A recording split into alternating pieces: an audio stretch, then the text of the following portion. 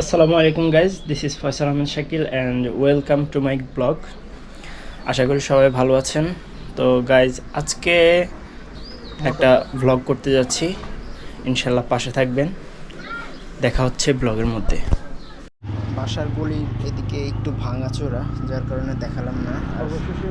আর আমি এখন আমার ভার্সিটি কলেজের উদ্দেশ্যে বেরিয়েছি।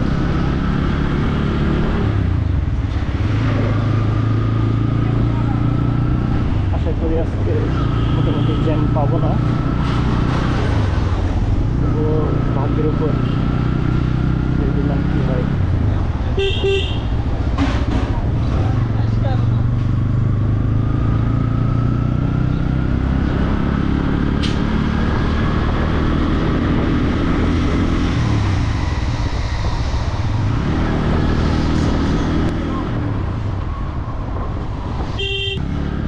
অল্পের জন্য বেঁচে গেলাম, একটা প্রাইভেট কার সাইকেল না দেখে সামনে বামে রোডে চলে গেছে ঢাকা ইন্টারন্যাশনাল ইউনিভার্সিটির দিকে, যেটা মোটামুটি এখন খুব ভালো পর্যায়ে চলে গেছে বাংলাদেশের। বাইক চালানো এমন একটা রিস্কি ব্যাপার, ঠিক মতো না চালালে নিজ বিশদে সব কিছু আল্লাহর উপরই, আল্লাহ না তো হবে।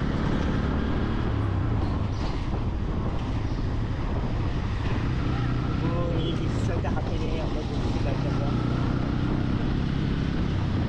শুধুমাত্র নিজের শখটা পূরণ করার জন্য।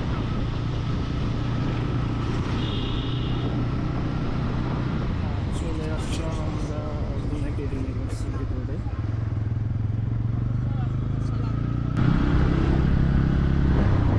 আমার মনে হয় এই রোড দিয়ে গাড়ি বেশি চলাচল করে দেখে তাদের কোম্পানি চলে, যার কারণে বারবার রোজ নষ্ট করে দেয়। তবে আমাদের এলাকা থেকে কাউন্সিলর সাহেব অনেক চেষ্টা করেছে, যার জন্য এখন মোটামুটি কোম্পানি থেকেই রাস্তাঘাট ঠিক করতেছে। দেখতে পাচ্ছি একদম দেখতে দেখতে 100 ফিট রোড চলে আসলাম। যেটা হচ্ছে মসজিদ আল মুস্তফা। এই মসজিদটায় প্রায় 10,000 লোক নামাজ পড়ার ক্যাপাসিটি আছে, আর প্রায় 100 কোটি টাকার প্রজেক্ট এটা। 100 ফিট উঠে গেলাম। এই রোডটা হালকা ভালো হলে হালকা খারাপ থাকে।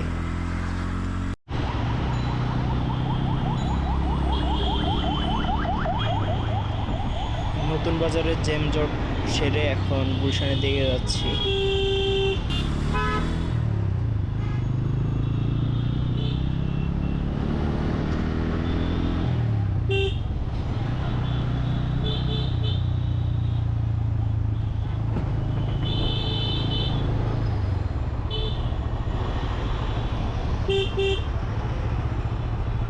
নতুন বাজারের মোড় থেকে মোটামুটি গুলশানের আগ পর্যন্ত গুলশান 2 নম্বরের আগ পর্যন্ত মোটামুটি জ্যাম কম থাকে।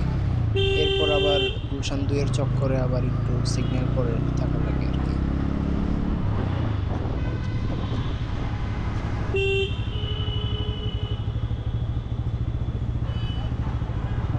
আবার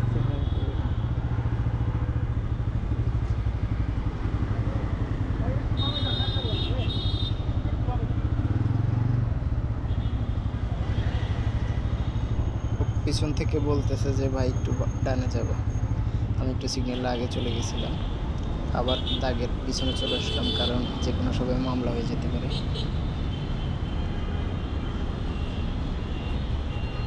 গুলশান 2-এ আসলে ভালো ভালো দামি গাড়িগুলো দেখা যায় বিভিন্ন গলিতে গলিতে, যেমন ফোর্ড, প্রাডো, মার্সিডিজ, তারপর হচ্ছে বিএমডাব্লিউ ইত্যাদি।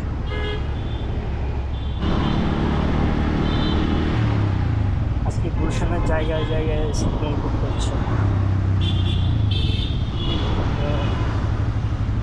স্বস্তিকর গরমের ভিতরে এই রোদের তাতে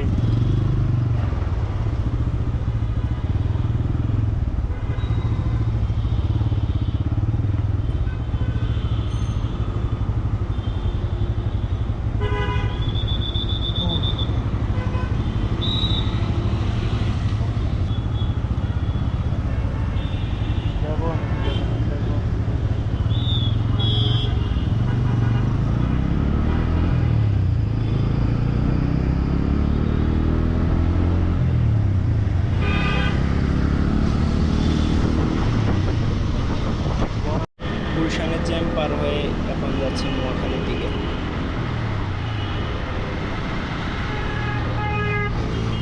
ও জিএসএক্সআর মানে পুরা উড়াধুরা টান পাশ দিয়ে উড়ে গেল। তবে মোটরসাইকেল চালানোর একটাই মজা, সেটা হচ্ছে মজা অনেকগুলোই আছে, তার মধ্যে সিটি রাইডের মধ্যে একটা মজা হচ্ছে যে জ্যাম থাকার পরেও যদি পার্থক্য থাকে এখান দিয়ে বাইকটা নিয়ে আসতেই করে ফেলতে হবে। এটাই সবচেয়ে বড় অ্যাডভান্টেজ আমার কাছে লাগে, কারণ ঢাকা শহরে যদি একবার জ্যামে পড়ে আপনার 2-3 ঘন্টা শেষ। 2-3 ঘন্টাতেও আপনি মানে জায়গা থেকে উঠতে পারবেন না, এর থেকে বড় হেঁটেও এর আগে চলে যেতে পারবেন। তার জন্য বাইক বেস্ট। আবার অনেক সময় বাইক দিয়েও হয় না, কারণ সবগুলা গাড়ি এমনভাবে ব্লক করে রাখে বাইক দিয়েও পার হয় না। তখন মাঝে মাঝে ভাবি যে সাইকেল নিয়ে রাস্তায় নেমে পড়ি, যেখানে যেতে পারবো না ওইখানে তাদের সাইকেল উঠাইয়া চলে যাবে। এটা হচ্ছে সিটি লাইফ, জ্যামে পড়লে জীবন শেষ। যাক, এখান দিয়ে ড্রাইভার ভাইরা কোনো মতো জায়গা রেখেছে, যার কারণে আমরা বাইকাররা সামনে আস্তে আস্তে এগিয়ে যাচ্ছি।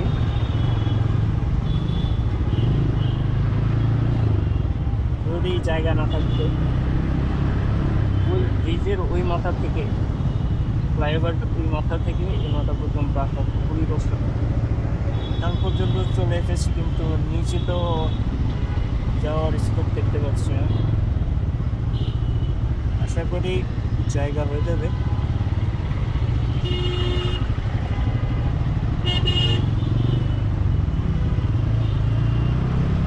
বিজয় সরণি জ্যাম যেখানে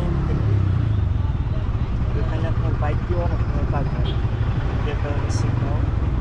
সিগন্যাল বলতে ভুল, ওটা জ্যামে বলতে হবে, কারণ যেইভাবে ধরে রাখে একবার ধরলে আমি 10-15 মিনিট বসে রাখে।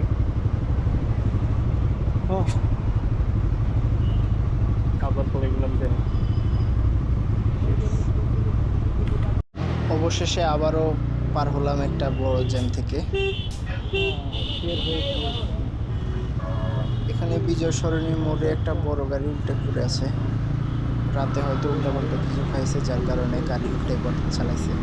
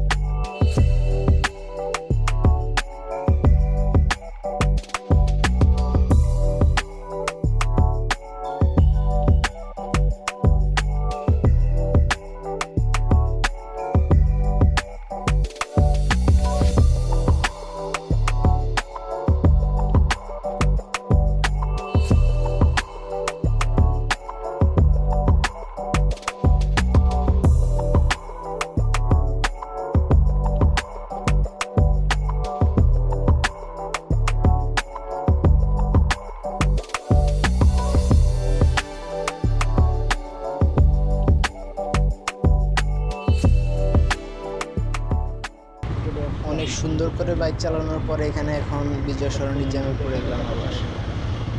এই জ্যামে পড়া মানে সময় অনেক করে নষ্ট হওয়া, কারণ বিজয় সরণি জ্যামের জন্য খুবই বিখ্যাত।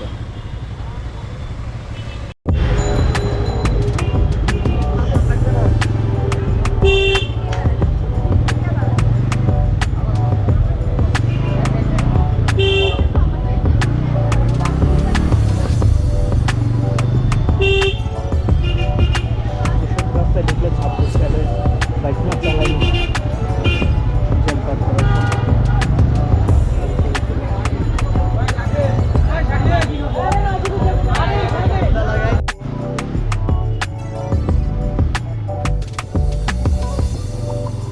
অবশেষে তেজগাঁও কলেজ পৌঁছে গেলাম। তো আজকের জন্য ভালো থাকবেন সবাই, আশা করি সবাই ভালো থাকবেন, দোয়া করবেন আমার জন্য, আর পরবর্তী ব্লগগুলোর জন্য ওয়েট করবেন আশা করি। কারণ আমি এখন থেকে রেগুলার ব্লগ করতে যাচ্ছি ইনশাল্লাহ। Stay tune. আল্লাহ হাফেজ and subscribe to my channel.